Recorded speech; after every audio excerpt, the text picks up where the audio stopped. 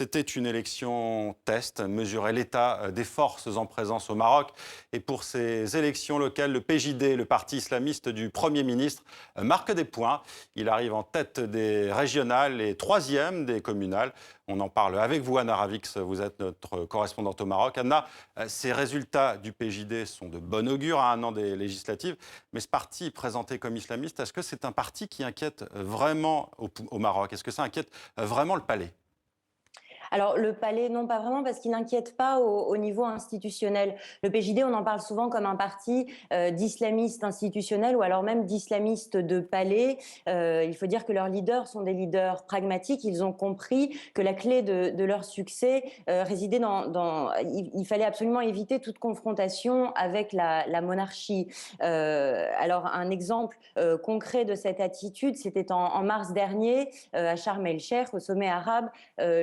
Le roi avait décidé d'envoyer le Premier ministre sur place. Ben Kiran a dû saluer Abdel Fattah el-Sisi, alors que Ben Kiran et le PJD soutenaient idéologiquement les frères musulmans. Ils considéraient l'accession au pouvoir d'al-Sisi comme un coup d'État. Et donc là, ils ont dû s'incliner en montrant clairement où était le pouvoir et où était la hiérarchie des pouvoirs au Maroc.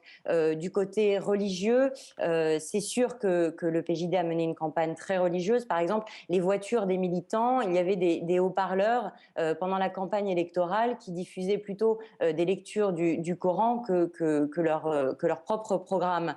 Mais là-dessus, ils ne sont absolument pas en concurrence avec le roi. Le roi reste le commandeur des croyants au Maroc et pour une large majorité de Marocains, ce statut religieux n'est absolument pas remis en question. Anna, rapidement également, il y a un fait important à noter avec ces élections. Elles ont montré une profonde division au sein de la gauche marocaine.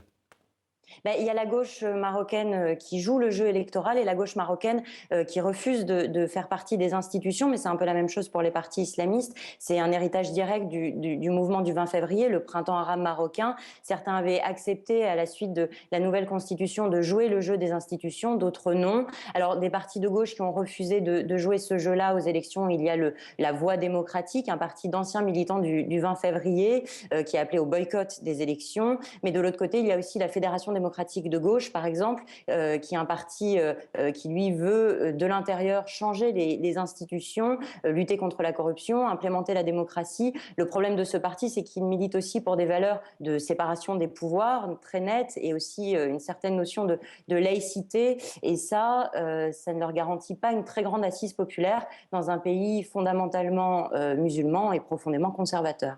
Anna Ravix en direct avec nous depuis Rabat.